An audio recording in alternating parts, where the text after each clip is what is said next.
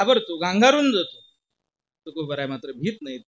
ते शेवटाविषयी आपलं समाधान व्यक्त करतात. महाराज सांगतात आम्ही आमच्या जीवनामध्ये जो प्रयत्न केले, जी प्रयत्नाची पराकाष्ठा केली ती याकरता केली, याजसाठी केला होता अट्टहास. कशा करता? शेवटचा आधीच गोड व्हावा. शेवट गोड होण्याकरता महाराज सांगतात आम्ही अट्टहास केला, प्रयत्न केले. लोकांनी विचारलं महाराज शेवट गोड झाला का? तुकोबाराय त्याचं दुसऱ्या एका अभंगात उत्तर देतात, शेवट तो भला माझा बहु गोड झाला. महाराज सांगतात आमचा शेवट गोड झाला की ज्याच्यासाठी आम्ही प्रयत्न केले. महाराज म्हणले शेवट गोड झाला, शेवट गोड झाला. नेमके काय घडलं? महाराज म्हणले 3 गोष्टी घडल्या. एक तर जीवनात निश्चिंतता प्राप्त झाली. आता निश्चिंतेने पावलो विसावा. निश्चिंतता प्राप्त झाली, विश्रांती मिळाली. आणि सर्व ज्यामुळं घडलं, जीवनातील आशा अपेक्षा संपल्या, कुंटल्या धावा तृष्णेची. जीवनातील तृष्णा संपल्यामुळं आमच्या जीवनामध्ये हा शेवट गोड झाला. हा शेवट गोड होण्याकरता जीवनात आम्ही अट्टहास केले. महाराज सांगतात हे अट्टहास करत असताना जीवनाचा जो कार्यकाल गेला, तुकोबाराय सांगतात त्याचं मला कौतुक वाटतंय. कौतुक वाटे आयुष्याचा वेच झाला. आणि कशामुळे शक्य झालं असेल? महाराज सांगतात नाम मंगळाचे 3 गुणे. भगवंताचं मंगल नाम चिंतन माझ्या मुखामध्ये राहिल्यामुळं महाराज सांगतात आमचा शेवट गोड झाला. लोक म्हणतात महाराज शेवट गोड झाला, आता तुम्ही कोणत्या अवस्थेवर आहात? तुकोबाराय सांगतात आम्ही मुक्तीरूपी स्त्रीशी लग्न लावले, उरलेलं आयुष्य आमचं खेळीमध्ये मेळीमध्ये जाणार. का म्हणे मुक्ती आता दिवसचारी खेळी मेळी. आता निश्चिंतीने पावलो विसावा, कुंटल्या धावा तृष्णे ज्या विढाला.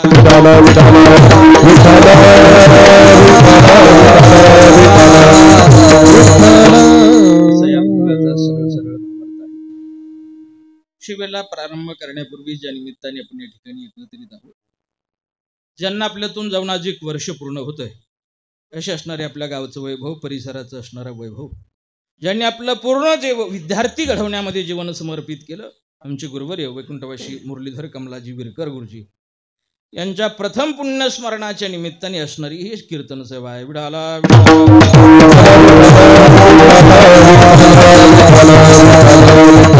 मागच्या वर्षी गुरुजींनी याच दिवशी देह ठेवला. अर्थात आज एकादशी डबल आहे. आज काय आहे? स्मार्त आहे आणि उद्या भागवत आहे. भागवत म्हणत होता ना, भागवत एकादशी उद्या आहे. भागवत महाराज आहे. म्हणजे एकादशीच्या दिवशी गुरुजींनी चालता बोलता देह ठेवला. आणि खऱ्या अर्थाने ते गेल्यानंतर शास्त्राने जो विधी सांगितला, तो विधी संपन्न करत करत असणारा हा शेवटचा विधी म्हणजे वर्षश्राद्धाचा विधी या ठिकाणी संपन्न होतो. आणि त्या निमित्ताने डॉक्टरने मला फोन केला की महाराज कीर्तन सेवा करायची. वास्तविक पाहता खऱ्या अर्थाने व्यक्ती गेल्यानंतर दशक्रिया विधी असेल किंवा वर्षश्राद्ध असेल, याकरता कीर्तन किंवा प्रवचन का करावं? विठाला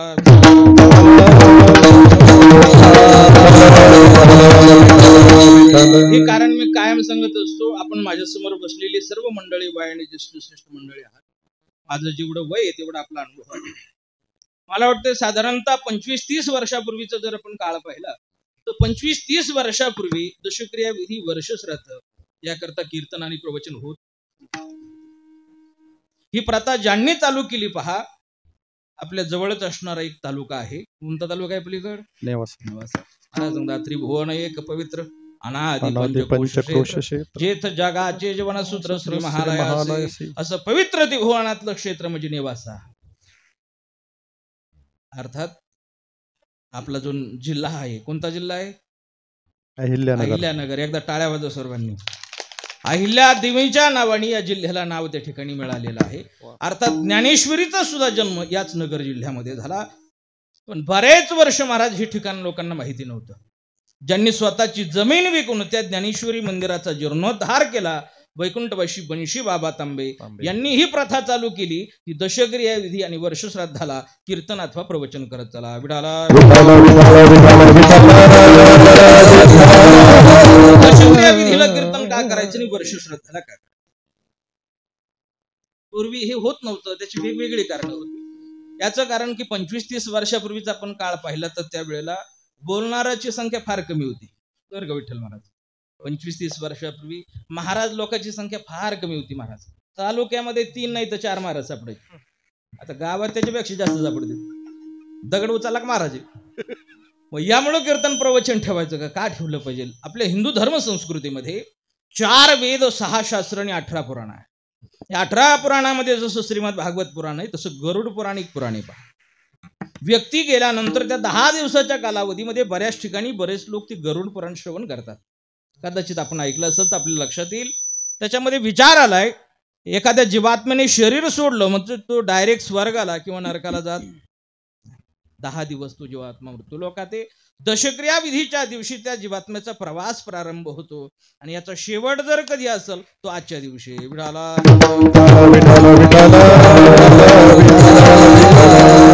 दशक्रियेला कीर्तन किंवा प्रवचन कानवर श्रद्धाला काही मी आपल्याला सांगतो.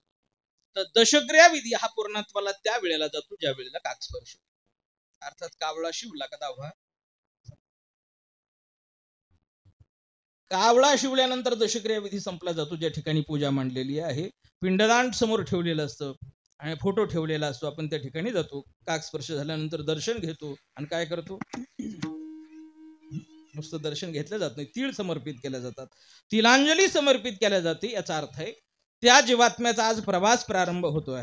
आपण तीळ वाहून सांगत असतो की माझ्याही जीवनातलं तीळभर पुण्य मी तुझ्या प्रवासाकरता काय करतोय, अर्पण करतोय. आता मला सांगा, त्या जीवात्म्याला तीळभर पुण्य देण्याकरता आपल्याजवळ तरी कणभर पाहिजे का नाही? एवढं काय पुण्य आपण कमी ठेवलं का? कोणाकडेच नाही असं नाही, पण प्रत्येकाकडे आहे असं नाही. जर आपल्याकडे पुण्य नसेल तर ती तीळ वाहून काय उपयोग होईल? पण ते तीळ वाहण्याच्या अगोदर जर त्या ठिकाणी कीर्तन असेल किंवा प्रवचन असेल तर साहजिक पुण्याची निर्मिती ही प्रत्येकाच्या जीवनात होते.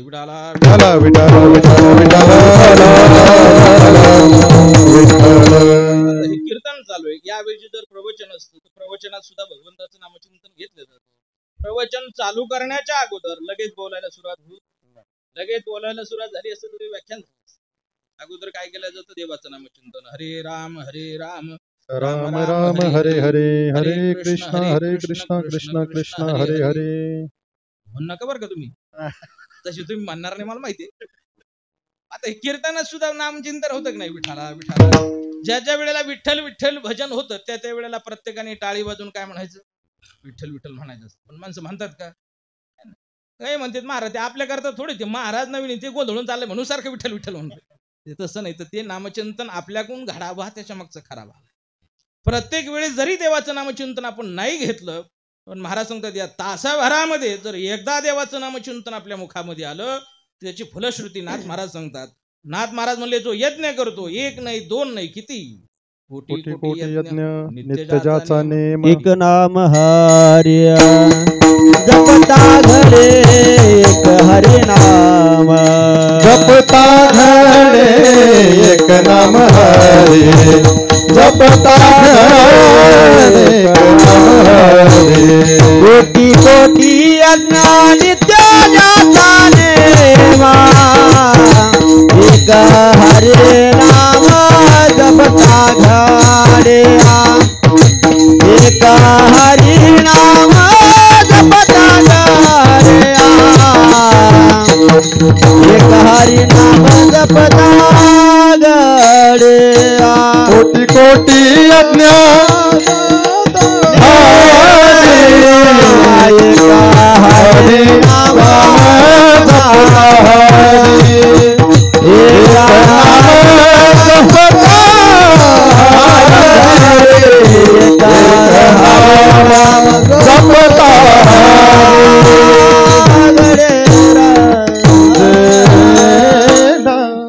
महाराज सांगतात कोटी यज्ञाची पुण्याची प्राप्ती. ज्ञानोबा राहता आपल्याला हरिपटात सांगतात, देवाचं नाव जर तुम्ही हरिमुखे म्हणा, हरिमुखे म्हणा, पुण्याची गणना कोण करे. अरे मामा, माऊली सांगतात याची गणना होऊ शकत नाही असं अगणित पुण्य भगवंताच्या नामचिंतनातून प्राप्त होत नाही. त्याच्यातून आपण तीळ भर वाहू. आता दुसरा विषय असा आहे, वर्ष श्रद्धा करता कीर्तन प्रवचन काय असावं. तसं जर पाहिलं तर हा तर्पण विधी आहे. इथं कीर्तनाचा काय संबंध आहे?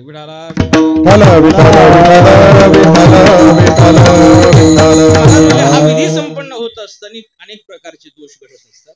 याच्यातून हे दोष जर घालवायचे असेल तर त्या ठिकाणी देवाचं नामचिंतन व्हावं. करावे कीर्तन, करावे कीर्तन, करावे कीर्तन, करावे कीर्तन, करावे कीर्तन, करावे कीर्तन,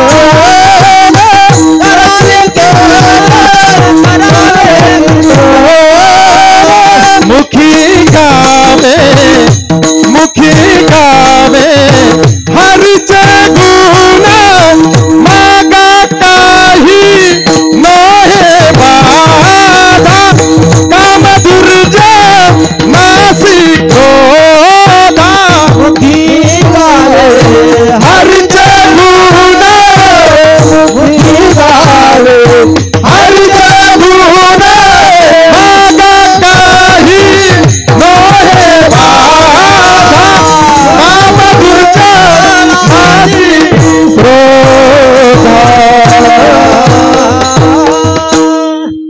टाळ्या वाजवा सर्वांनी एकदा जोरदार. त्याप्रमाणे त्यांनी काय दिलं करावे कीर्तन, कारण ते आता कीर्तनकार झालेत ना. विठाला विठाला विठाला आता नाथ महाराजांच्या सोहळ्यामध्ये भागवत महाराज होते, भागवत महाराज होते. अतिशय गोड सुंदर कीर्तन केलं. काका महाराज तर जुनेच कीर्तनकार आहेत. यांनी खूप छान सुरुवात केली. महाराज सांगतात भगवंताचं नामचिंतन घेतल्यानंतर तेव्हा बऱ्याच सांगतात रामकृष्ण नाम सर्वदोषहरण. भगवंताचं नामचिंतन केलं का त्या ठिकाणचं सर्व दोष जातो. महाराज म्हणले नुसतं दोष जात नाही, दोषाचा डोंगर असू द्या तरी डोंगरच्या डोंगर जातो. जळती दोषाचे डोंगरा शुद्ध होती नारी नरा गाती ऐकाती सादरा ते पवित्र हरी कथा जळती दोषाचे डोंगर शुद्ध होती नारी नरा ऐकती सादर ते पवित्र हरी कथा हरी कथा भगवंताची कथा कीर्तन नामचिंतन ज्या ठिकाणी होतं त्या ठिकाणी कुठलाही दोष शिल्लक राहत नाही. महाराज संत सर्व पवित्र होतात. याकरता हे दोष घालवण्याकरता कीर्तन आहे. आपल्याला एक गोष्ट सांगितली, दशक्रिया विधीच्या दिवशी त्या जीवात्म्याचा प्रवास प्रारंभ होतो आणि त्याचा शेवट आजच्या दिवशी. दशक्रिया विधी ते वर्ष श्राद्ध यामध्ये सुद्धा अनेक प्रकारची विधी आहेत. जसं की दशक्रिया विधी झाल्याबरोबर लगेच पुढचा एक विधी आहे कोणता? 13वा विधी आहे. बरं 13वा जो हा विधी आहे, हा 13वा विधी कोणाचा करतात? भागवत महाराज म्हणते जे गेला त्याचा, का जिवंत माणसाचं थोडंच करायचं. जो गेला त्याचाच करतात, पण जो गेलेला आहे तो प्रत्येकाचा नाही करत. जो गृहस्थी आहे त्याचाच त्या ठिकाणी काय करावा लागतो? 13वा. जो ब्रह्मचारी व्यक्त गेला तर त्याचा 13वा करू नये, त्याचा 14वा करावा. विडाला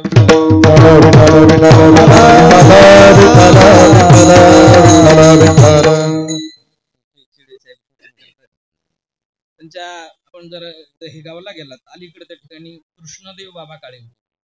बाबांना जाऊन आता 4 वर्ष झाले असतील साधारण. बाबा गेल्यानंतर त्या ठिकाणी जो विधी चालला हा 14 दिवस चालला. 14 ब्रह्मचारी व्यक्ती त्या ठिकाणी जीव घातले. त्यानंतर नवनाथ महाराजांची नियुक्ती झाली. अर्थात त्यांनाही दुर्भाग्य आयुष्य कमी मिळालं. बाबा गेल्यानंतरही पुन्हा 14 दिवस विधी चालला. मी कशा करता उदाहरण सांगितलंय, ब्रह्मचारी व्यक्ती गेला तर त्याचा त्या ठिकाणी 14वा करावा. ज्याने गृहस्थाश्रम स्वीकारला अर्थात ज्याचं लग्न झालेलं आहे त्याचा त्या ठिकाणी 13वा असतो. एखादा वानप्रस्थ आश्रमात गेला तर त्याचा त्या ठिकाणी 15वा करावा. आणि संन्याशी व्यक्ती जर गेली तर संन्याशी गेल्यानंतर 13वा करत नाहीत, संन्याशी गेल्यानंतर करतात 16वा. याला षोडशी म्हणतात. यानंतर तो जीवात्मा ज्या तिथीला गेलाय त्या प्रत्येक तिथीला मासिक श्राद्ध असतं, त्याला आपण महिना जीव घालणं म्हणतो. आणि असे 12 महिने पूर्ण झाल्यानंतर आजचा जो दिवस असतो याला म्हणायचं वर्ष श्राद्ध. विडाला काय होतं पहा, कधी कधी शास्त्र असं सांगतं या 12 महिन्याच्या कालावधीमध्ये जर अधिक मास आला, आता नाही आला, जर अधिक मास आला तर शास्त्र सांगतंय तो महिना जीव घालायचा पण निर्जल धरायचा. मग जर असा अधिक मास आला तर मग 12 होत नाहीत, मग किती होतात? 13. म्हणतात ना दुष्काळात 13वा, असे 13 होतात, नाही तर मग 12 होतात. मग 12 महिने पूर्ण झाल्यानंतर आजचा जो दिवस आहे त्याला म्हणतात वर्ष श्राद्ध. त्या दिवशी हा जीवात्मा देवाच्या यमाच्या दरबारात उपस्थित आहे. त्याच्या कर्मानुसार त्याला पुढील गती, पुढील जो जीव जन्म मिळणार आहे तो निकालाचा दिवस म्हणजे आजचा दिवस आहे.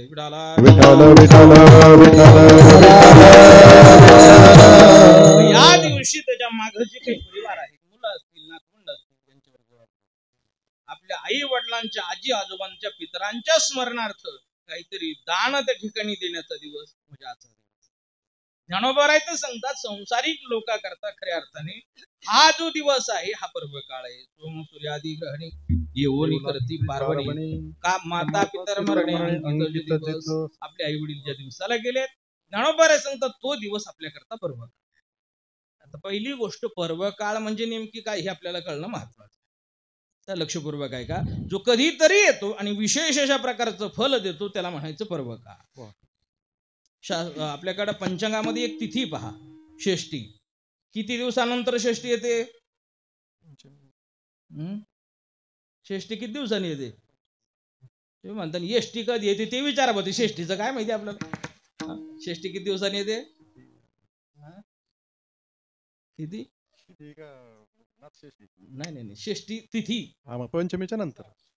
हा, पंचमीच्या नंतर. सोपं उत्तर आहे. पंचमी झाली का षष्टी? म्हणजे एकदा षष्टी आली का दुसरी षष्टी किती दिवसानंतर येते? तर याचं उत्तर आहे 15 दिवसानंतर. प्रत्येक तिथी लक्षात ठेवायचं, सरळ सरळ प्रतिपदेपासून चतुर्दशी पर्यंत प्रत्येक तिथी ही 15 दिवसानंतर येते. एकादशी किती दिवसानंतर आहे? 15 दिवसा माझी एक एकादशी. कार्य न करशी व्रतसार काय तुझा जीव जातो एकादशी फराळाच्या विषयी धनी देशी. म्हणजे 15 दिवसानंतर एक एकादशी आहे. तसं प्रत्येक तिथी किती दिवसाने? 15. म्हणजे षष्टी किती दिवसानंतर आहे? 15. आता वर्षातून एक षष्टी कोणतरी बोललं ना, तर नाथ महाराजांची आता षष्टी झाली फाल्गुन वद्य षष्टी. ही किती दिवसानंतर?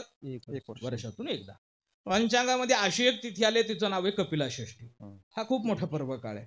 हा पर्व काळ येतो 60 वर्षातून एकदा. सामान्यतः आपल्या जीवनात एकदा येत असावा. दोनदा जर यावा असं वाटत असेल तर किती वर्ष जागला पाहिजे? 120. एवढं जर अवघडच आहे की नाही? 120. मी म्हणतो सध्याच्या काळात एकदा येणं सुद्धा अवघड आहे. कपिला षष्टी झाली आणि जन्माला आला आणि पुढची येऊस्तोवर जर 60 वर्ष जागलाच नाही तर एकदा येऊ शकत नाही.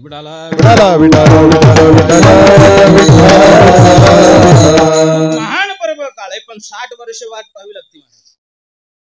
दुसरा एक पर्व काळ शास्त्राने सांगितलाय की जो आताच होऊन गेला. कोण गेलं होतं का तिकडं? प्रयागराजला कोण गेलं होतं का? हा जो पर्व काळ आहे ना, या पर्व काळाला म्हणतात सिंहस्थ पर्वणी अर्थात कुंभमेळा. तू बरं सांगतात आली सिंहस्थ पर्वणी. आली सिंहस्थ पर्वणी नाया भटाला निधनिया, नाया भटाला निधनिया, नाया भटाला निधनिया. आली सिंहस्थ पर्वणी नाभ्या भटाधारी पर्वणी, नाभ्या भटाधारी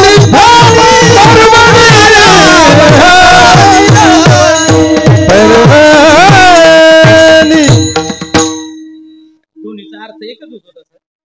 आम्ही जास्त उलगडाच करत नाही. झाकली मूठ डबल आता जीएसटी लागून मिळाला. सिंहस्थ पर्वणी तुकोबारायांनी त्याचं वर्णन केलं. अर्थात आपल्याला कल्पना असेल देव आणि दानव एकत्रित आले. कधी कधी एकत्र यावं लागतं. समुद्रात संपत्ती पडली इंद्राची आणि ती काढण्याकरता समुद्र मंथन चालू. एका बाजूला देवता एका बाजूला राक्षस. काय होतं कोणतीही गोष्ट म्हटलं का जसं त्याचे फायदा आणि तोटी ठरलेले. आता आपण शेवगावला जातो. मी एक आता कार्यक्रम करून आलो. येत असताना लोक म्हणले महाराज बायपासनी जा. तिसरा म्हणले अहो गरजच काय बायपासनी जायची, सगळं शेवगाव मोकळं झाले आता. आलं लक्षात. म्हणजे हे जे अतिक्रमण हटावं झालं. काही गोष्टी चांगल्या झाल्या पण काही गोष्टीचे तोटे सुद्धा असतात. महाराज काहीची उपजीविका त्याच्यावर होती. प्रत्येक गोष्टीचे फायदे आणि तोटे. समुद्र मंथन झाल्यानंतर त्याच्यातून 14 रत्न निघाली महाराज. विष सुद्धा निघालं. विष निघाल्यानंतर प्यायचं कोणी महाराज? ब्रह्मदेवाला आपलं भगवान भोलेनाथाला ते विष दिलं. पण ज्या वेळेला अमृत निघालं ना, अमृत पिण्याकरता भांडणं चालू झाली. वाद निर्माण झाला ना. असं ते मग वादामध्ये काय झालं, काही ठिकाणी ते अमृताची थेंब पडली. कुठं पडले तर 4 ठिकाणी पडले. हरिद्वारला आपण गेला तर त्या ठिकाणी कुंभमेळा भरतो. आता ज्या ठिकाणी कुंभ झाला कुठं? प्रयागराजला. त्याच्यानंतर नाशिक त्र्यंबकेश्वरला. महाराज सांगतो आपल्या महाराष्ट्रात आता 2027ला येणारा कुंभमेळा आहे. ज्यांना जाणं शक्य झालं नाही तिकडं त्यांनी नाशिकला जाऊन या.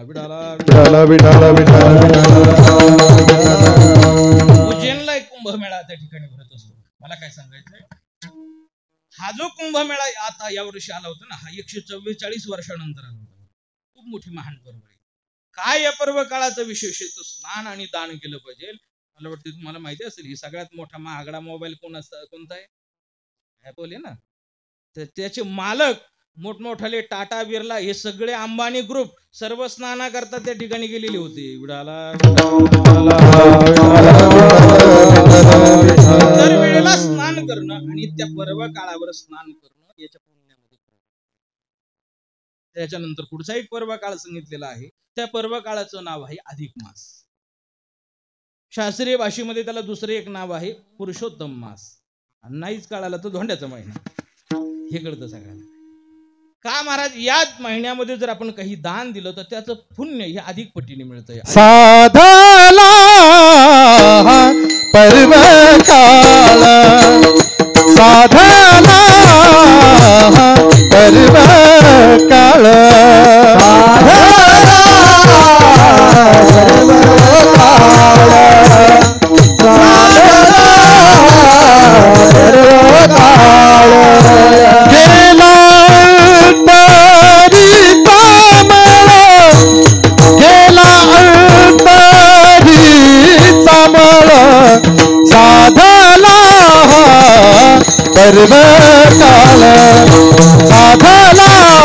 पर्व काळ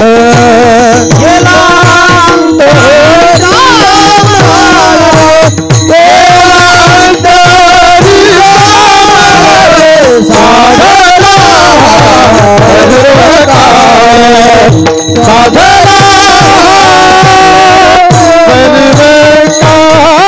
गेला महाराजांनी अजून एक पर्व काळ. हा पर्व काळ जर कोणता असेल तर आपलं जे नवीन कॅलेंडर येतं आणि त्या कॅलेंडर नुसार पहिला जो महिना आहे तो जानेवारी महिना. आणि या जानेवारी महिन्यामध्ये सर्वात पहिला येणारा जर सण कोणता असेल तर कोणता आहे? सौभाग्यवती महिला मंडळाच्या जीवनातील तो सण आहे. तुकोबाराय त्याचं वर्णन करतात. देवतळी आला गोडे गोड जीवदान साधला हा पर्व काळ गेला अंतरीचा मळ. हाही पर्व काळ आहे. आणखीन एक पर्व काळ अन्नदाना करताय. पर्व काळ द्वादशी दिली सामग्री अमासी त्यालाही पर्व काळ म्हणतात. ज्ञानोबराय सांगतात चंद्रग्रहण सूर्यग्रहण हाही पर्व काळ आहे. सोम सूर्यादी ग्रहणे येवोनी करती पार्वणे. महाराज सांगतात पण संसारिक लोकांकरता या पर्व काळ शोधण्याची गरज नाही. हे पर्व काळाची वाट पाहण्याची गरज नाही. आपले आई वडील ज्या तिथीला गेलेत ती तिथी त्या परिवाराकरता पर्व काळ आहे. विडाला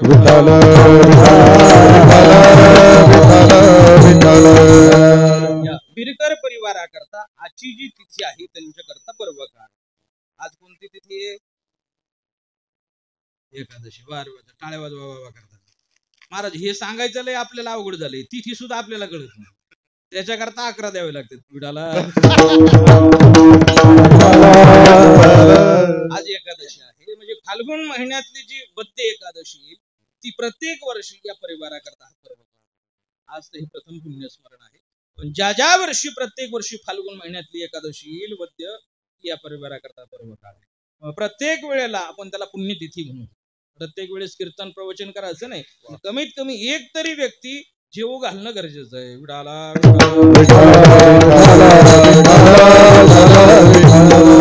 सांगतो हा पर्व काळ आहे. या पर्व काळावर त्या ठिकाणी काहीतरी दान केलं पाहिजे. दान देण्याचा दिवस आजचा दिवस. काय झाले काळ बदललाय. लोकांना वाटतं आईला जाऊन वडिलाला जाऊन वर्ष झाले.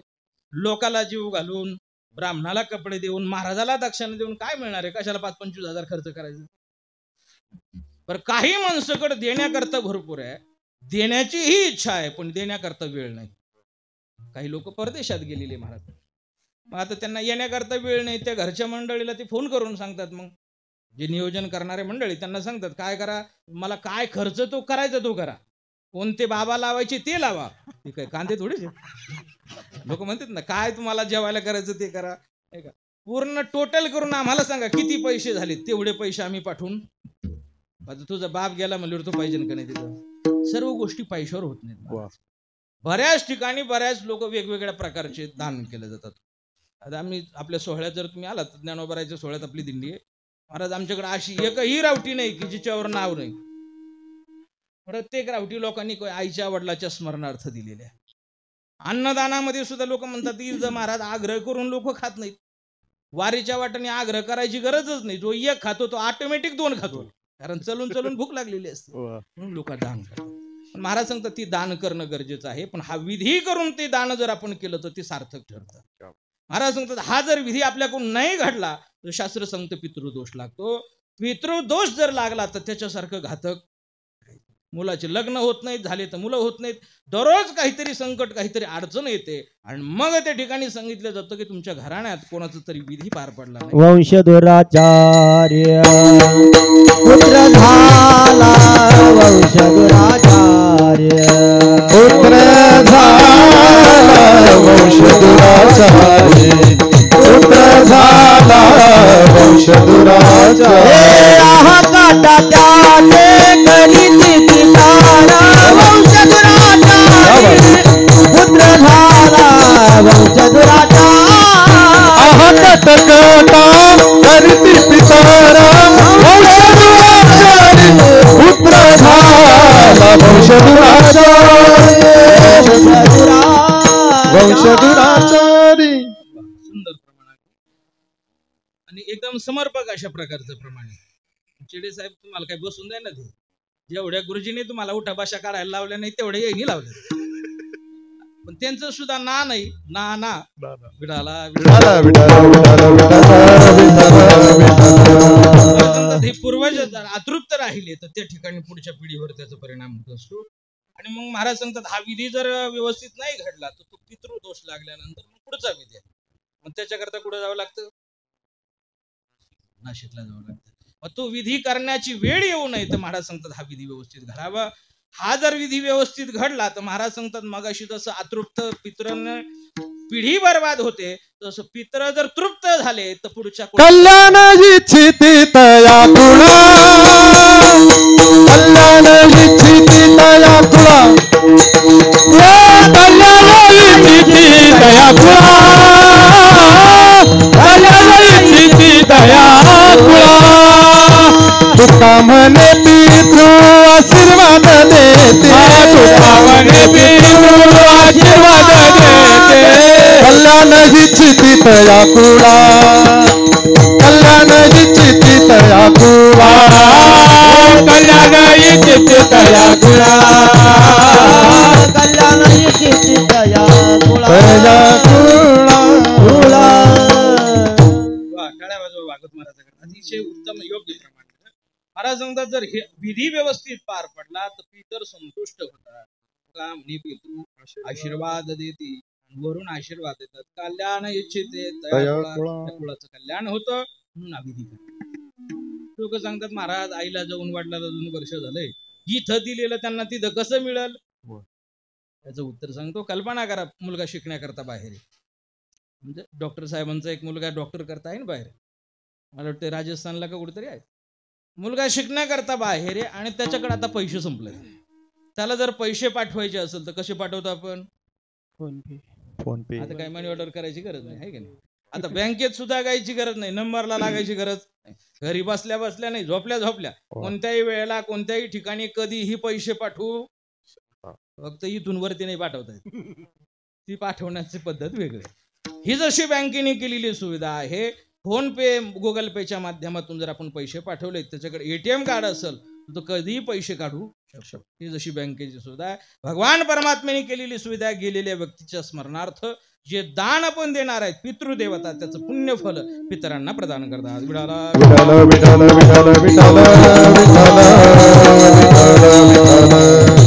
जसं आपल्याला शक्य असेल त्या पद्धतीने व्यक्ती गेल्यानंतर दान देण्याचा दिवस म्हणजे खऱ्या अर्थाने आजचा पिंड परावरी दिला पुलिया करी, दिला पुलिया करी, दिला पुलिया करी.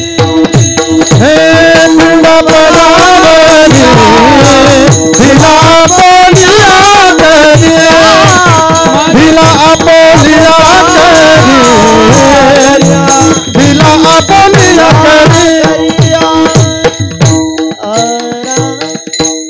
वेगवेगळ्या प्रकारचं त्या ठिकाणी दान, जसं हे आता आपल्याकडे चालू आहे ना, काय ज्ञानदान आहे तसं ते ग्रंथदान आहे.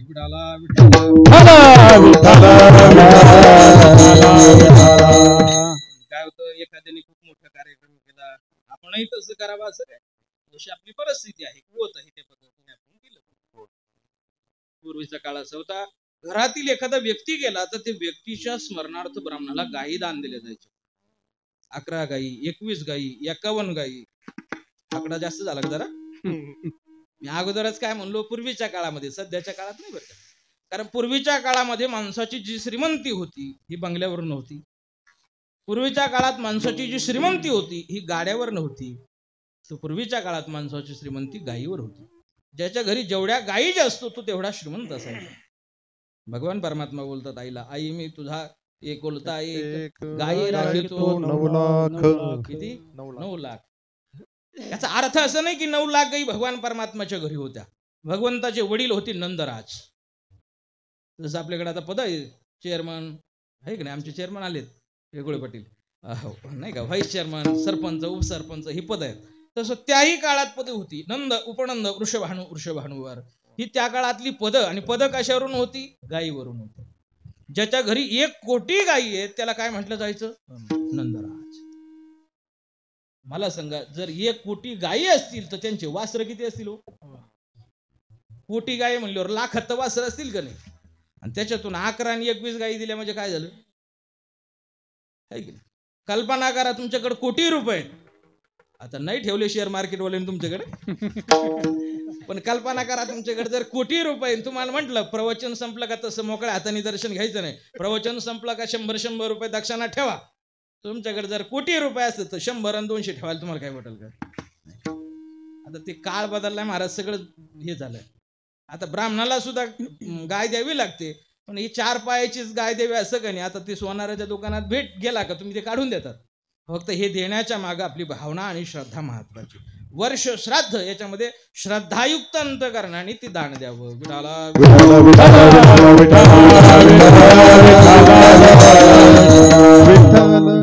वर्ष श्राद्धाच्या पुण्यस्मरणाच्या निमित्ताने अभंग शिबिर करता घेतलाय. ज्ञानोबा सांगतात, देहाच्या गावा आलिया जन्म मृत्यूच्या सोहळ्या ना म्हणू नये धनंजया. या ठिकाणी जीवन जगत असताना आपल्या जीवनात अनेक प्रकारचे सोहळे आहेत. काही सोहळे हे सुखाचे आहेत, तर काही सोहळे हे आपल्या हातात आहेत, तर काही सोहळे नियतीचे. आपले ग्रामस्थ मंडळी आमची विठ्ठल महाराज आहेत. लग्न झालं का विठ्ठल महाराज? सध्या अवघडच आहे जरा. आता हे विठ्ठल महाराज आता संस्था सुटून आलेत. आमच्या विठ्ठल महाराजांनी ठरवलं लग्नाचा सोहळा नाही करायचा. असं ठरवलं नाही बरं का ते, नाही एखादं सोयरी आणायचं असेल तर बंद पडेल. एखाद्या महाराजांनी ठरवलं लग्नाचा सोहळा नाही करायचा, तो आपल्या हातात आहे.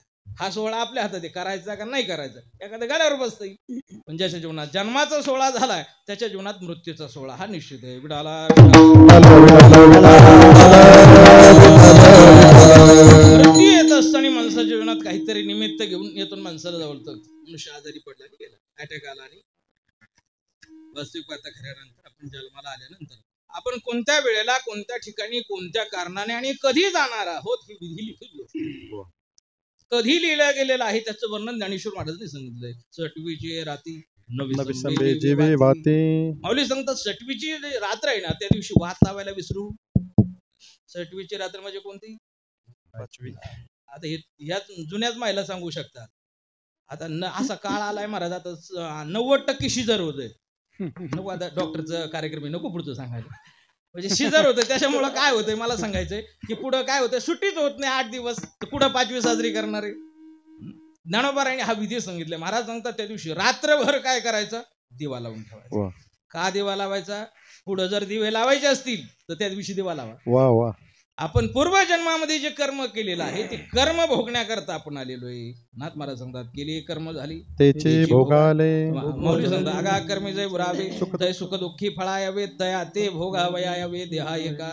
हे केलेलं कर्म भोगण्याकरता आपण आलेलो आहोत. त्या कर्माचं या जन्माचं आपलं प्रारब्ध बनतं, नशीब बनतं, ज्याला आपण भाग्य म्हणतो. अगदी सुशिक्षित भाषेमध्ये ज्याला लोक लक म्हणतात, हे आपलं प्रारब्ध कधी लिहिला जातो तो दिवस आहे 5वीचा. आणि ती लिहिण्याचं काम जर कोणाकडे असेल तर सटवी नावाच्या देवतेकडे आहे. आणि एकदा का महाराज तिने ते लिहिलं, ते काही केल्यामुळं काल लाटीचे लिहिले ते न मोडे का काही केले, काळे गोरे पण आणि त्या दिवशी आपल्या जीवनातील गरिबी, श्रीमंती, चढ उतार आणि शेवट मरण कोणत्या वेळेला कोणत्या ठिकाणी कधी होणार आहे हे त्याच दिवशी लिहिलेलं आहे. विठाला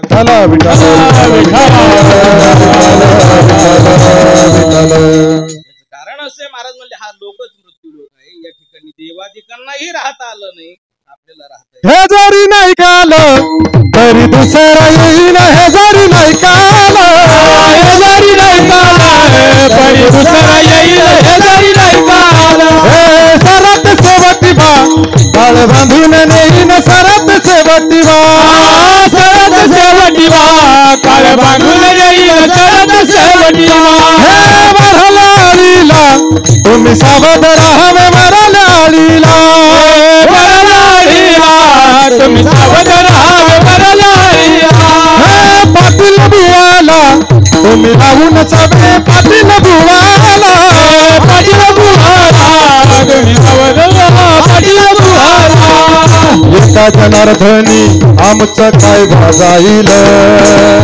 जनार्दनी आमचं काय भागाईल. एका जनार्दनी आमचं काय भागाईल. एका जनार्दनी आमचं काय भागाईल. पिंगळा पिंगळा पिंगळा बोली बोलत देखा पिंगळा महाद्वारी.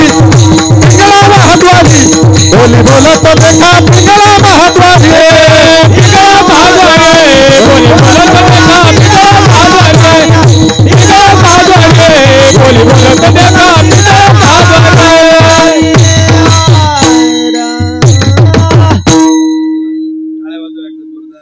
खूप सुंदर. तसं हे प्रमाण आपण सर्वांनी कायम स्वरूपात बऱ्याच वेळेला लोकांनी ऐकलेलं आहे. तसं जर पाहिलं तर हे प्रमाण खूप विशाल आहे, खूप खोल पण आहे.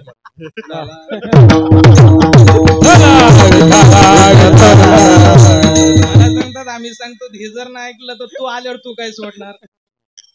तरी पण मला एक असं वैयक्तिकरित्या वाटतंय तसं जर एका दृष्टीने विचार केला एका काळाचे सामान्य माणसावर खूप मोठे उपकार आहेत. तुम्ही म्हणताल कसे उपकार आहेत, याचं उत्तर एवढंच आहे या काळाने अजून तरी भेदभाव केला. काळ आल्यावर पाहतो का सरकारी नोकरी आहे का खाजगी कंपनी जातो. काळ आल्यावर पाहतो का बागायतदार आहे का कोरडवाहू आहे. काळ आल्यावर पाहतो का महाराज आहे का विनेकरी आहे. अजून तरी त्या काळाला डोनेशन घ्यायची सवय लागली नाही म्हणून सगळं सुरळीत चाललंय बरं का. नाही तर काळ नेण्याकरता आला आणि त्याला एक पेटी दिली. पेटी म्हणजे वाजवायची नाही, पेटी कळते ना खोका, त्याच्यावरही बाकी बोके जातील महाराज. मला सांगतात मग ते नचले काही स्वतः संपदा राहील. आजा मेला पंजा मेला, आजा मेला पंजा मेला पाप भजना गेला.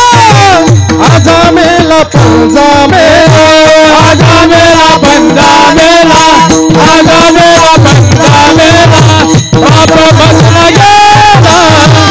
आजा मेला पंजा मेला. देखत देखत नाथ पंत तोई तैसा झाला.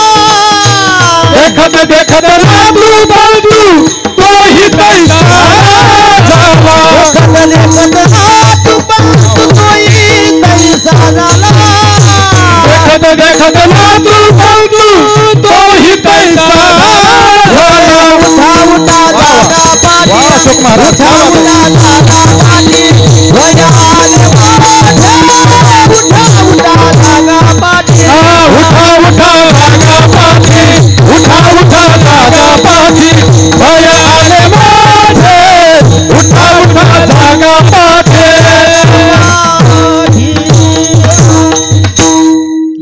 प्रत्येक जण या ठिकाणी आलेला जाणार आहे. आजा मेला पणजा मेला बाप मसला देखत देखत ना तो परंतु रोहित आहे ठिकाणी आल्यानंतर ज्याचं आयुष्य संपलेलं आहे तो आपल्या जसं आपण प्रवासाला निघालो गाडीत बसल्यानंतर ज्या गावाला आपल्याला जायचं त्या गावाचं आपल्याला काय घ्यावं लागतं, तिकीट घ्यावं लागतं. आणि ते गाव आल्यानंतर ते तिकीट संपलं का गाडी सोडावी. जसं व्यक्ती आहे तसं तिकीट आहे. लहान मुलगा असेल तर हाफ आहे, मोठा असेल तर फुल आहे, ज्येष्ठ नागरिक असेल तर फ्रीज आहे. फिरा कुठं पण फिरायचं, जात पुढे आणायला संगमनेरला. अहो महाराज कुठेही फिरू शकता पण त्याच्याकरता तिकीट घ्यावं लागतं का नाही. ते तिकीट संपल्यानंतर तसं जीवन जन्म आणि मृत्यू याच्या मधलं जे अंतर याला जीवन म्हणतात. भगवंतानी हे आयुष्यरूपी तिकीट प्रत्येकाला दिलं आहे. ज्याचं आयुष्यरूपी तिकीट संपलं तो आपल्यातून जाणार आहे. बऱ्याच वेळेला असं पाहायला मिळतं कधी कधी बाप जिवंत असताना मुलगा जातोय. याचं कारण आहे त्याचं आयुष्यरूपी तिकीट कमी होतं. आता काही काही ठिकाणी आम्हाला काही काही म्हातारे अशी भेटते, ते सांगतात बाबा माझ्या वयाचं गावात कोणी राहिलं. मग त्याला वाटतं माझी संगती सोबती सगळे गेले, याचा अर्थ काळाच्या यादीतून आपलं नाव गहाळ. ती काही महाराष्ट्र शासनाची यादी का गाळ व्हायला? गाळ होत नाही बरं का. उलट आपण किती दिवस जगलो याच्याही पेक्षा अजून शिल्लक किती राहिलंय याच्याकडे जास्त लक्ष आहे. अजून किती आहे अवकाश अजून किती अवकाश अजून किती आहे अवकाश अजून किती आहे घडी घडी काळ वाट याची आहे अजून किती आहे अजून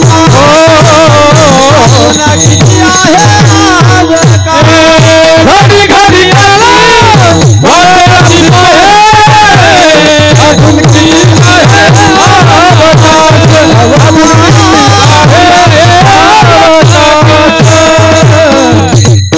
अवकाश किती आहे अवकाश. त्याला कीर्तन संपायला नाही, आयुष्य संपल्या करत. ज्या दिवशी आयुष्य संपलं त्या दिवशी जगात महाराज सांगतात शेवट हा चुकवता येणार नाही. शेवट हा होणारच आहे, मात्र तो गोड करता येईल. पण तो जर गोड करायचा असेल तर त्या करता काय करावं लागतं. यासाठी केला होता अट्टहास यासाठी केला होता अट्टहास यासाठी केला होता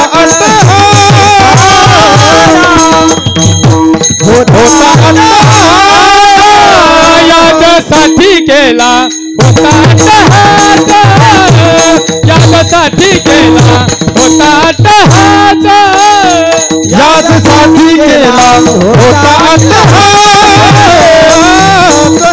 केला होता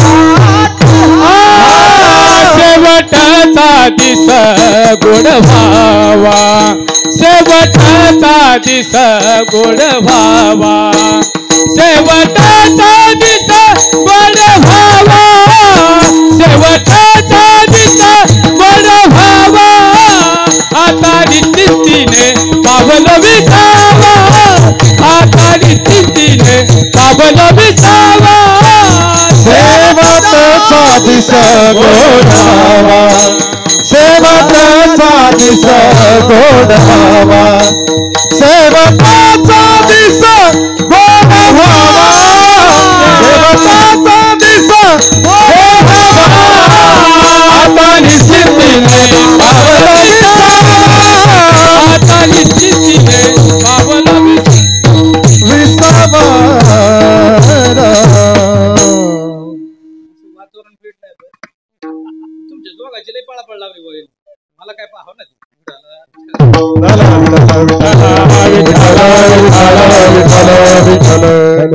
शेवट गोड होण्याकरता जर प्रयत्न केले तर तू आजसाठी केला अट्टहास शेवट आदेश गोड व्हावा. शेवट गोड होण्याकरता अट्टहास केला. कशी आपल्याला बोललो महाराजांनी एका अभंगात त्याचं उत्तर दिलंय. शेवट तो भला माझा बहु गोड झाला. झाला महाराज संत आमचा शेवट गोड झाला. सुज्ञ ऐकणारे मंडळी आपण या ठिकाणी एक शंका अशी निर्माण होते. महाराज सांगतात आमचा शेवट गोड झाला. बहु गोड झाला का कडू झाला हा पुढचा विषय, पण महाराज सांगतात शेवट झाला. आता मला सांगा ज्याचा शेवट झालेला आहे तो बोलत असतो का? आपल्या अनुभवात काय? जो बोलत असतो त्याचा शेवट झालेला नसतो. आणि ज्याचा शेवट झालेला आहे तो बोलू शकत. आणि तो जर उठून बोलायला लागला तर माणसं थांबतील का तिथे? बोलू शकत नाही महाराज. मग तू गोबर आहे बोलतात तर शेवट कसं? शेवट झाला तर बोलतात कसं? विठाला याचा अर्थ असा आहे की आपण ज्याला शेवट समजतो संत महात्मे त्याला शेवट समजत. आणि याही पुढे जाऊन सांगायचं ठरलं आपण ज्याला शेवट समजतो ना हा खरा शेवटच. म्हणतात असं कसं? याचं उत्तर असं आहे या शरीरातून जीवात्मा निघून गेला तर तो पुन्हा कोणत्या तरी शरीरात जाणारच आहे. याकरता उदाहरण सांगतो आपल्या लक्षात येईल. कल्पना करा 5वीचा मुलगा आहे, शाळेत गेला, अभ्यास केला, निकाल लागला. निकाल लागल्यानंतर त्या मुलाला जर विचारलं आता काय होतं घरी पाहुणे आले का काही पाहुणे प्रश्न करतात पोरांना. पहिला प्रश्न काय असतो? तुझं नाव काय? काय प्रश्न आहे? नाव काय? त्या पोरानं नाव सांगितलं. मग शाळेत जातो का? आणि मग कितवीला आहे? तुम्ही डायरेक्टच विचारलं कितवीला आहे, घाबरून जाईल ना. त्याला विचारलं कितवीला आहे, तो साहजिक उत्तर देत असतो मी 6वीला गेलो. कितवीला? 6वीला. 6वीच्या वर्गात जाऊन बसला, 6वीची पुस्तकं घेतले, 6वीला गुरुजी कोण आहे माहितीये, पण 5वीचा काय लागला निकाल. 5वीच्या दृष्टीने शेवट झाला म्हणून 6वीच्या दृष्टीने प्रारंभ झाला, सुरुवात झाली. जसं महाराज म्हणले कोणत्या तरी शरीराची आपली पुन्हा सुरुवात होणारच आहे. ज्ञानोबा याच्या करता उभी सांगतात, मौली सांगतात, जसं आपण कपडे बदलतो, जसं दारे धरताना जे कपडे तेच घालून लागणार जातो का, जसं आपण कपडे बदलतो. जैसे जीर्ण वस्त्र सांगलीजे मग नूतन वेळी, जैसे देहांतरा ते स्वीकारायचे चैतन्यनाथे. म्हणजे खरा शेवट होत नाही, होतच नाही असंही नाही. महाराज म्हणले होतो, पण केव्हा? त्यांना ही मागुता जन्म घेणे, पुन्हा जन्माला न येणे, भगवत स्वरूपाला प्राप्त होणे म्हणजे खरा शेवट होणे. विडाला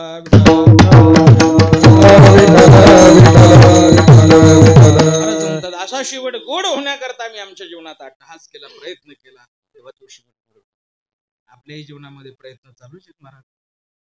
आपण काही शेवट गोड होण्याकरता नाही प्रयत्न करत, आपण प्रयत्न करतो शेवट चुकवण्याकरता. आपण कशाकरता प्रयत्न करतो? शेवट चुकवण्याकरता. शेवट होऊच नाही याच्याकरताच आपले प्रयत्न आहेत. बुडाला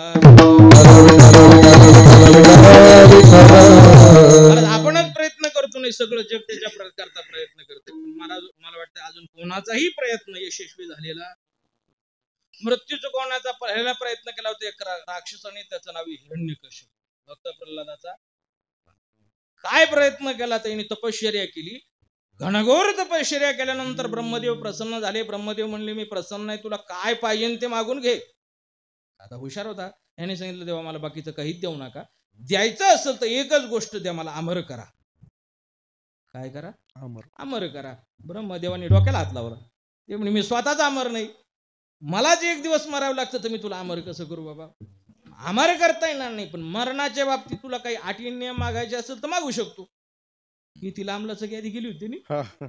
आत नको, बाहेर नको, घरात नको, दारात नको, खाली नको, वर नको, दिवसा नको, रात्री नको, आसराने नको, शस्त्राने नको, मानवकून नको, दैत्यकून नको. अजून काही राहिलं असेल तो वाचून दाखवतो. ब्रह्मदिवस तथा असतो, तथा असतो, तथा असतो म्हणत. यादी पूर्ण झाली, त्याला एवढा आनंद झाला ना, त्याला वाटलं एवढे अटी नियम कधी पूर्ण होणार आहे? पूर्ण होऊ शकत नाही, आपण मरू शकत नाही. झालं का असं? भगवंतांनी त्याच्या सर्व अटी नियमाची पूर्तता केली. त्याला आत नाही, बाहेर नाही, घरात नाही, दारात नाही, उमऱ्यावरच धरलं, खाली नाही, वर नाही, मांडीवरच घेतलं. आश्रयाने नाही, शास्त्राने नाही, कशाने मारलं? नखाने मारलं. देव नाही, दानव नाही, त्याच्याकरता स्पेशली अवतार घेतला, नर सिंह. सर्व अटी नियमाची पूर्तता केली, मात्र त्याला मारावं लागलं. अशा पुराणामध्ये कितीतरी उदाहरणं आले. एक सुंद आणि उपसुंद नावाचे 2 राक्षस होते. यांनी देवाला असंच मागितलं, देवा आम्ही कधीही मरू नाही. भगवान म्हणले बाबा असं होत नाही, जो जन्माला आला त्याला मारावं लागणार आहे. मग ते म्हणले आम्हाला असं वरदान देतं, मी जर मेलो तर त्याच्या मारण्याने, आणि तो जर मेला तर माझ्या मारण्याने, तिसरा आम्हाला मारू शकत नाही. भगवान म्हणले तात असतो, ठीक आहे, काय हरकत नाही. आता ते राक्षस होते, पण त्यांनी दोघा ठरवलं काही जरी झालं तर आपसापसात वाद होऊ द्यायचा. ते म्हणजे आताचा काळ थोडंच आहे, सक्का भाऊन पक्का वैरी. ते म्हणजे अजिबात वाद होऊ द्यायचा नव्हता. पण शेवटी राक्षसच ते महाराज सगळ्या देवादिकांना त्रस्त करून सोडलं. देवाने ठरवलं की आता यांना मारायचं, पण तरी देवालाही त्यांना मारता येणार. त्यांना वरदान काय मिळालं होतं? हा जर मेला तर त्याच्या मारण्याने, तो जर मेला तर याच्या मारण्याने, तिसरा यांना मारू शकत. काय करा महाराज? शेवटी असं केलं महाराज, स्वर्गातून इंद्राने तिलोत्तमा नावाची एक सुंदर स्त्री अप्सरा पाठवली. जशी ती अप्सरा खाली येत होती, पंजनाचा आवाज येणे ऐकला, आणि दोघांनी तिच्याकडे पाहिल्याबरोबर दोघांच्या मनात एकाच वेळेला एकच भाव निर्माण झाला, ही आपल्याला मिळाली. दोघांनाही वाटलं आपल्याला मिळाली पाहिजे. आता मोठा जो होता ना सुंदर, तू बारक्याला म्हणे उपसुंदरला, हे बघ आपला दरारा एवढा वाढलाय की स्वर्गातल्या देवाने आपल्याला घाबरून तुझ्याकरता वहिनी पाठवली. नाही कळालं तुम्हाला?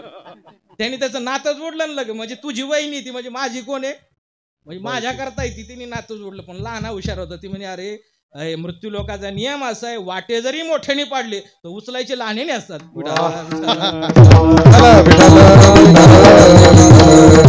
अरे आपलं झालं दोघांचं ठीक, पण तिला विचारावं लागेल ना. हे दोघं तिच्याकडे गेले. तिने सांगितलं माझं काही म्हणणं नाही, मी तुमच्या दोघांपैकी एकाला कोणाला तरी स्वीकारेल, कोणाशी विवाह करेल मी तर तुमच्या दोघांपैकी सर्वात जास्त बलवान जो असतो त्याच्याशी मी लग्न.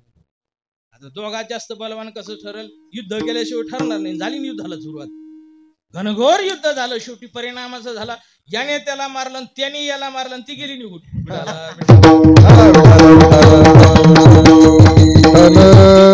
अनेकांनी अनेक वेळा वेगवेगळ्या प्रकारे प्रयत्न केलेला आहे. मृत्यू अजून काही कोणाचा चुकला. गुरुवारी बंडातात्या कराडकर एक दृष्टांत ऐकला होता. ते म्हणजे एक शिल्पकार होता. शिल्पकार म्हणजे मूर्ती बनवणारा. आणि त्याला कळालं की उद्या अमुक अमुक वेळेला तू मरणार आहे. 24 तास अवधी होता महाराज त्याच्याकडे. तेवढ्या वेळाचा त्यांनी सुंदर सदुपयोग केला आणि सुंदर अशा प्रकारच्या 2 मूर्त्या बनवल्या.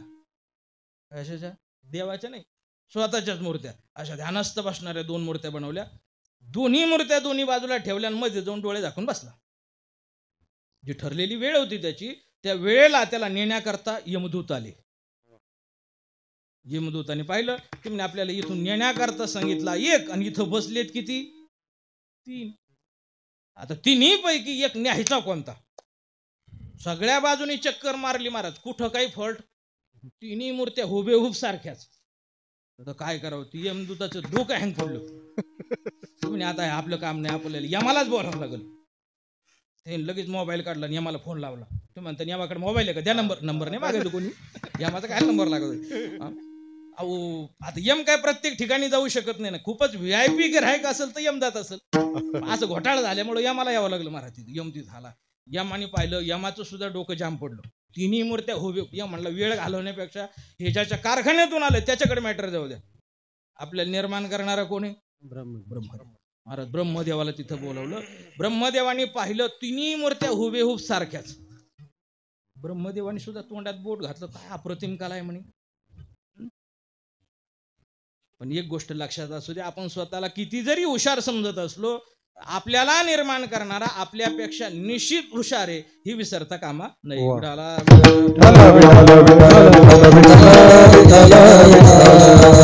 महाराज हे महाराष्ट्र भारत सुद्धा जगतामध्ये अनेक प्रकारचे खंड आहेत. अब्जावधीने जनता आहे. मला सांगा, एक माणूस दुसऱ्या माणसासारखा आहे का? एका नावाचे मिळतील, एका नावाचे आडनावाचे मिळतील, पण एकासारखा दुसरा सख्खा भाऊ असू द्या नाही तर जुळा असू द्या, कुठं तरी फरक आहे का नाही? साधी कमाल आहे ब्रह्मदेवाची. किती डोक्याला वैताग असेल बरं ब्रह्मदेवाला. प्रत्येक वेळेस नवीनच मॉडेल, प्रत्येक वेळेस किती डोक्याला वैताग. याच्या पुढे जाऊन सांगू, प्लॅस्टिक सर्जरी केली तर माणसाचा काय होतं? चेहरा बदलतो. आणि एक लक्षात ठेवा, आपल्या अंगठ्याचे जे ठस आहेत ना, फिंगरप्रिंट्स, प्रत्येकाचा अंगठ्याचा ठसा कसा आहे? वेगळा. जे अहो तुमचा बाप असू द्या नाही तर मुलगा असू द्या, प्रत्येकाचा अंगठ्याचा ठसा. तुमच्या अंगठ्याला जखम होऊ द्या बोटाला, परत येणारे सुद्धा रेषा कशा येणार आहेत? तशाच येणार आहेत. आता हे 10 वर्षात मोदी शासनाच्या लक्षात आल्यामुळं मोदींनी नुसतं तडकाच लावलाय. तुमचं काही असू द्या, काय लागतोय? बोट, अंगठा, नुसतं अंगठाचे पुढे. आता थांबा, हे शक्य कशामुळे झालं? तर ही ब्रह्मदेवाची कमाल आहे. मला हे सांगायचं लक्षात, ही ब्रह्मदेवाची कमाल आहे. आता ब्रह्मदेवाच्या लक्षात आलं की याच्यातला एक खरा आणि 2 मूर्त्या आहेत, पण ओळखणार कसं? ब्रह्मदेवाने त्या कलाकाराचं वर्णन चालू केलं. काय सुंदर कला, अप्रतिम अशा प्रकारची कला आहे. जगाच्या पाठीवर असा कलाकार मी पाहिला. विश्वकर्माच्या नंतर कलेच्या बाबतीत तुझाच नंबर लागणार.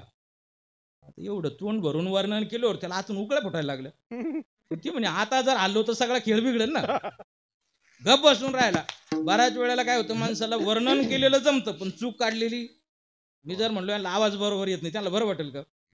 तुम्ही एखाद्या मिस्त्रीला म्हणा जरा कॉलम क्रॉस गेला, तो पायची आग मस्त झाली. एखाद्या भजनाला म्हणा जरा स्वर ते म्हणतो टाळण शब्द, मी चालू तिकडच्या बरं. वर्णन केलेलं जमतं पण चूक काढलेली जमत. ब्रह्मदेवानी वर्णन केलं, तो काही हल्ला नाही, पण ब्रह्मदेवानी दुसरी पिन टाकली. ब्रह्मदेव म्हणे बघ अप्रतिम कला आहे, जगाच्या पाठीवर असा कलाकार मी पाहिला नाही, पण ही कला करत असताना तुझ्या हातून एक मोठी चूक झाली. आता चूक म्हणल्यावर त्याला राहवलं नाही, तू ताडकन उठला. ते म्हणजे सांगा देवा कोणती चूक झाली? ते म्हणे ही चूक झाली, तू याच्यातून उठला. बाकी झालं उचला जाऊ द्या.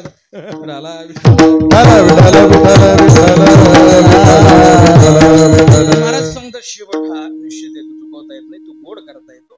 तो गोड करण्याकरता महाराज म्हणले आम्ही प्रयत्न केला, आमचा शेवट गोड झाला. महाराज म्हणले शेवट गोड झाला, शेवट गोड झाला. नेमकी झालं काय? तर 3 गोष्टी बदलल्या अभंगाच्या दुसऱ्या चरणात.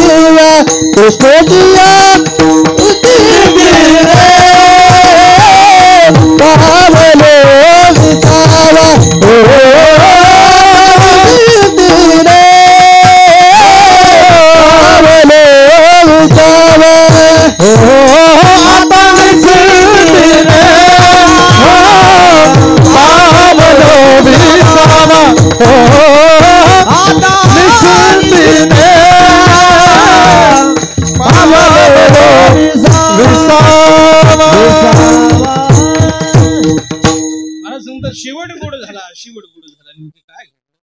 महाराज म्हणले 3 गोष्टी घडल्या. एक तर निश्चिंतता प्राप्त झाली, दुसरी गोष्ट विश्रांती मिळाली, आणि तिसरी गोष्ट जीवनातील आशा अपेक्षा संपली. निश्चिंतता प्राप्त होणं याचा अर्थ चिंता विरहित जीवन, याला म्हणतात निश्चिंतता.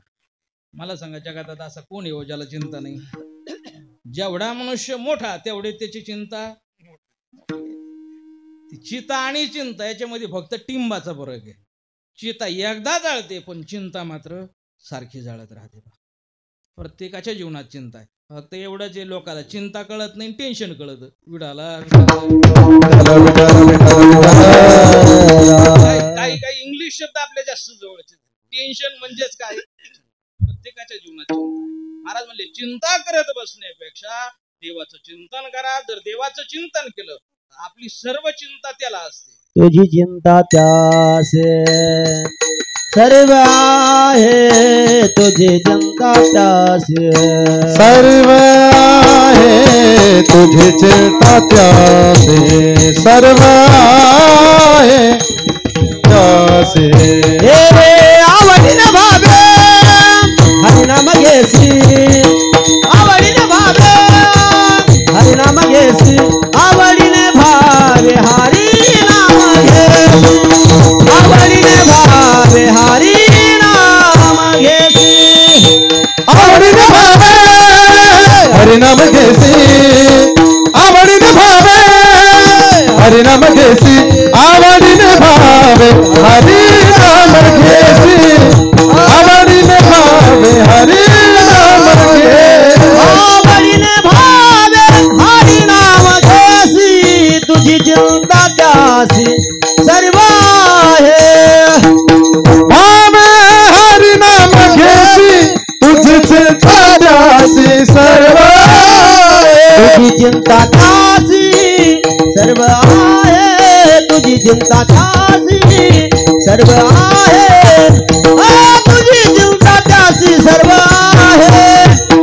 हरिमुखे गाता हरबली चिंता, हरिमुखे गाता हरबली चिंता, हरिमुखे गाता हरबली चिंता, हरिमुखे गाता हरबली चिंता. आवडीने भावे हरिनाम घेसी, तुझी चिंता त्यासी सर्व आहे, तुझी चिंता त्यासी सर्व आहे, तुझी चिंता त्यासी सर्व आहे. नको खेद करू कोणत्या गोष्टीचा, नको खेद करू कोणत्या गोष्टीचा, नको खेद करू कोणत्या गोष्टीचा, नको खेद करू कोणत्या गोष्टीचा, गोष्टीचा. म्हणजे चिंता करत बसण्यापेक्षा काय करा, जर चिंतन केलं तर काय होईल? अशोक महाराज म्हणले ना, तुझी चिंता त्याची सर्व आहे. म्हणजे माझ्या एकट्याचीच नाही बरं का, सगळ्याचीच. सकळ जीवांचा करीतो सांभाळ, तुझं मोकलील ऐश नाही. महाराज म्हणले काय करा, जैशी स्थिती आहे जैशापरी राही, कौतुक तूप आहे संजोताची. महाराज सांगतात एका जनार्दनी भोग प्रारब्धाचा हरी कृपेचा नाश झाला. सर्वात महत्वाची चिंता पुन्हा जन्माला येणं, पुन्हा मरण. महाराज सांगतात हरिमुखी गाता हरपली चिंता, त्यांना हे मागवता जन्म घेणे. सर्व चिंता जाती. ज्या ठिकाणी देव आहे त्या ठिकाणी चिंताच राहत नाही. चिंता ती पळाली गोकुळा बाहेरी, प्रवेश वितरी केला देवे. महाराज म्हणजे आम्ही भगवत स्वरूपाला प्राप्त झाल्यामुळं काय झालं, आमचं शेवट गोड झाला, आमच्या जीवनातील चिंता गेली. म्हणून जीवन निश्चिंत झालं. आता निश्चिंतने पावलो विसावा. संपला कीर्तन. विसावा याचा अर्थ विश्रांती. आपल्या सगळ्यांचं प्रमाण पाठी विश्रांती नाही कोठे रात्र दिवस तळमळ.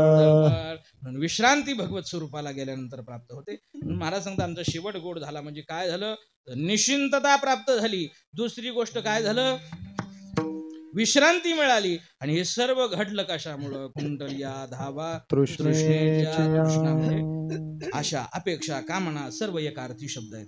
आशेचे बांधिले तुका म्हणे वाया गेले. तुका महाराज सांगतात ही इच्छा माणसाला दुःख देते. इच्छा सुटत नाही माणसाला. आता गावात असं सप्ताह झाल्यावर महाराज मंडळी आली का त्यांना काय द्यावं लागतं नारळ. मी म्हणलं पाकिट म्हणतात नारळ द्यावं लागतं त्याच्या खाली पाकिट असतं. असं सप्ताह चालू झाला आणि मग ते नारळ नव्हतं. नेमकी एक जणांना सांगितलं जाबर पटकन नारळ घेऊन ये. गेला दुकानदार. अहो ते नारळ आहे का दुकानदार म्हणे हाय. केवढ्याला आहे त्यांनी सांगितलं 20 रुपयाला. आम्हाला अहो कुठं देवाचं काम आहे जरा कमी करा. दुकानदाराने सांगितलं कमी भेटणार नाही घ्यायचं घ्यायचं नाही तर याच्यापेक्षा कमी कुठं भेटेल ते म्हणे याच्यापेक्षा कमी गावात नाही भेटणार. कुठं भेटेल कोकणात. बरं तुम्ही जिकडे म्हणता तिकडे वेळ कमी डायरेक्ट कोकणात. काका महाराजाचं ऐकू आपण कोकणात तर कोकणात लोक म्हणतात कोकणात नारळ फुकाट आहे. मी काय आणायला गेलो नाही म्हणतात लोक फुकाट आहे. आता फुकाट म्हणल्यावर माणसं किती घेणार नाहीत. सगळे तोडले त्यांनी. खाली उतरल्यावर लक्षात आलं सगळे तोडले पण शेंड्याला फुकाट आहे कशाला तोडायचं. उतरल्याला परत वरती चढला. मोठं नारळ होतं. महाराज एका हाताने काय तुटाना म्हणून दोन्ही हात नारळाला लावले. जसे दोन्ही हात नारळाला लावले तशी घोडाचे दोन्ही पाय निसटले आणि माणूस नारळाला लटकला.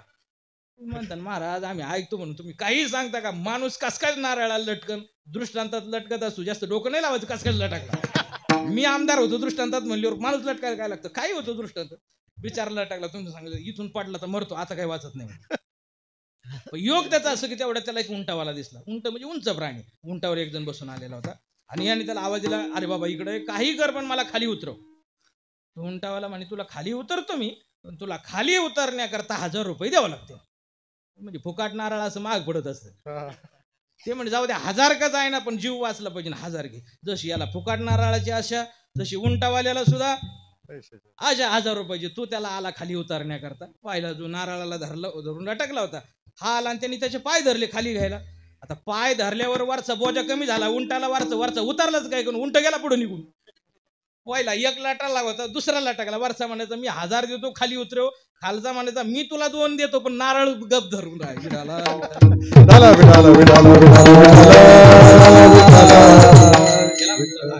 जीवनात दुःखाला कारण जर काही असेल आणि जेवढी इच्छा तरुणपणात नाही तेवढी इच्छा तुम्ही म्हणा मी कशाला म्हणू म्हातारी मला जाऊ द्यायचं नाही घरी. म्हातारपणी जास्त इच्छा महाराज. असंच एकदम शेवटचा अंतकाळ होता आणि तिचे वाचक बंद झाले. म्हातार काही कोणाला बोलत नव्हतं. मुलं मुली सगळी पुढे येऊन बसले पण म्हातार गप बसलं नव्हतं. म्हातार असा हात करायचं. म्हाताऱ्याने असा हात केल्यावर थोरल्या पोराची टूप पेटली. ती म्हणे नक्की मागच्या भिताडीत काहीतरी गाभाळ. त्यांनी 2-4 माणसं आणली सगळी भीत पाठवून टाकली पण काही सापडलं भीत पडली तरी म्हातारा हातच करीत होतो. म्हणे भीत पडलं तरी म्हातारा हात करते याचा अर्थ नक्की मोठं काहीतरी गाभाळ. सगळं घर पडलं तरी म्हाताऱ्याचा हात दमच नाही ना. म्हणे घर पडलं तरी म्हातारा हात करता याचा अर्थ नक्की मोठं काहीतरी गाभाळ. पण आता म्हातारा बोलल्याशिवाय पर्याय नाही. परत असं डॉक्टरकडे गेली. डॉक्टर येतेच पुढे पण आपल्या दृष्टांतात. डॉक्टरला सांगितलं काही करा पण आमचं म्हातारा बोलला पाहिजे. डॉक्टर म्हणे म्हातारा बोलेल पण जास्त वेळ नाही भाऊ फक्त 2 मिनिटं बोलू शकतो. ते म्हणे 2च मिनिटं बोलला पाहिजे नंतर गाच का नका पाहिजे 2 मिनिटात समजा ना कुठं येईन काय येईन किती. ते म्हणे 2 मिनिटं म्हातारा बोलण्याकरता त्याला 50,000 रुपये लागतील. आधी यांच्याकडे कुठं पैसे होते. 5,000 रुपयांनी 50,000 गोळा केले ते डॉक्टरच्या हातात दिले आणि औषध दिलं. महाराज डॉक्टर हुशार होते. औषध दिल्याबरोबर म्हातारा सुद्धा बोलायला लागला. पण म्हातारा काय बोलला असन. म्हातार म्हणे अरे बावळाटांनो शेजारच्या बाईनी पीठ चाळायची चाळणी नेली तेवढी घेऊन या मरा. म्हणे घर गेलं 50,000 गेले काय मिळाली चाळणी. विठाला विठाला विठाला विठाला विठाला विठाला विठाला विठाला विठाला म्हणतात जीवनामध्ये आशा. जीवन जगतो आपण आशा. आज नाही तर उद्या नाही तर परवा. महाराज सांगतात आयुष्य जातं माणसाचं इच्छा मात्र पूर्ण होत नाही. सर्व सुखाच्या आशा जन्म गेला क्षण एक मुक्ती गेला. आयुष्य जातं इच्छा पूर्ण होत.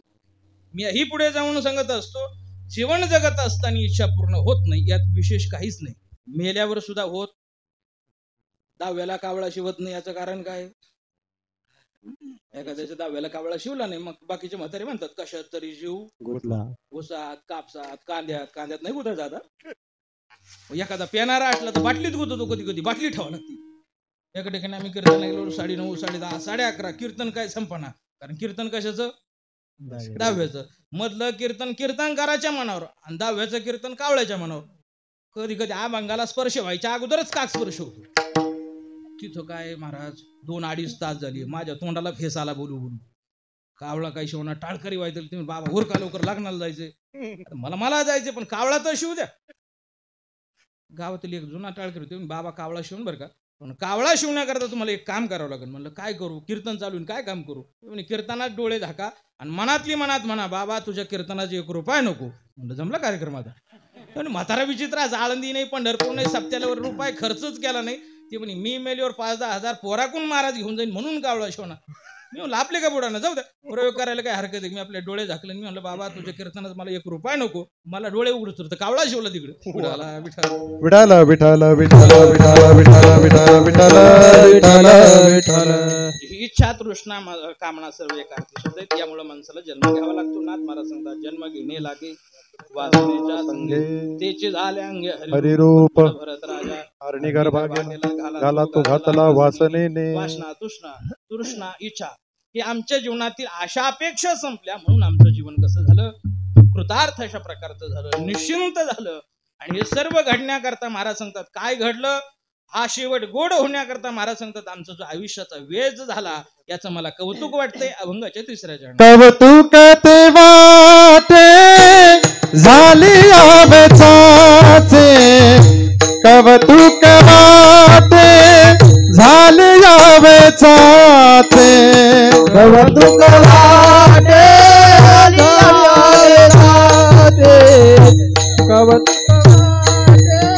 झाली नाम मंगळाचे तेने गुणे, नाम मंगळाचे तेने गुणे, आता निस्तीने पावलो विसावा, आता निस्तीने पावलो विसावा. मंगळाचे नाव मंगळाचे आता निस्तीने पावलो विसावा, आता निस्तीने पावलो विसावा. महाराज म्हणतात जो आमचा आयुष्याचा वेच झाला, जे आयुष्य संपलं ना, मागं वळून तुकोबारायांनी पाहिलं आयुष्याचा वेच झाला. तुकोबाराय मला देखील त्याचं कौतुक वाटतंय, कौतुक वाटे या वेदात. पण कशामुळं हे सर्व घडलं असेल तर हे घडण्याकरता एकच कारण आहे. नाममंगळाचे तिने गुणे भगवंतच मंगल नामचिंतन माझ्या जीवनामध्ये घडलं. या जगतामध्ये मंगल जर काही असेल तर ते एकच आहे, ती म्हणजे भगवंतच नामचिंतन. मंगलम भगवान विष्णू मंगलम गरुडध्वजा मंगलम पुंडरीकाक्ष मंगलाय तनो हरे मंगलानां पवित्रयो मंगलानांच मंगलम सकळ मंगल निधी श्री विठ्ठलाचे नामाधी. असं मंगल नामचिंतन आमच्या जीवनामध्ये घडलं. तुकोबाराय म्हणले अहो आम्हाला आमच्या जीवनामध्ये दुसरा धंदाच आम्हाला माहित नाही. 3 रजनी हाची धंदा गोविंदाचे पवाडे. 3 रजनी या शब्दाचा अर्थ आहे दिवसाही तो आणि रात्री सुद्धा. दिवसाचे धंदे वेगळे. महाराज म्हणजे आम्हाला दुसरा धंदाच माहित नाही. नेणे अनेक काही धंदा नित्य ध्यातसे गोविंदा. नित्याचा अर्थ आहे सतत. नाथ महाराज सांगतात आसनी शयनी सदा हरीचे चिंतन. आसनी म्हणजे बसल्यानंतर आणि शयनी म्हणजे झोपल्यानंतर. आणि याच्या पुढे एक अवस्था आहे त्याला म्हणतात सुषुप्ती. पांडुरंग ध्यानी पांडुरंग म्हणी जागृती स्वप्नी पांडुरंग. स्वप्नामध्ये सुद्धा देव. पण कोणाच्या? संत महात्म्यांच्या. आपल्या स्वप्नात देव येत नाही, आपल्या स्वप्नात भूत येत. पहिलं स्वप्नात बंडल दिसत येत. तुमचं जाऊ द्या, मला एक स्वप्न पडलं होतं, ताई आले तर सांगून टाकतो. विठाला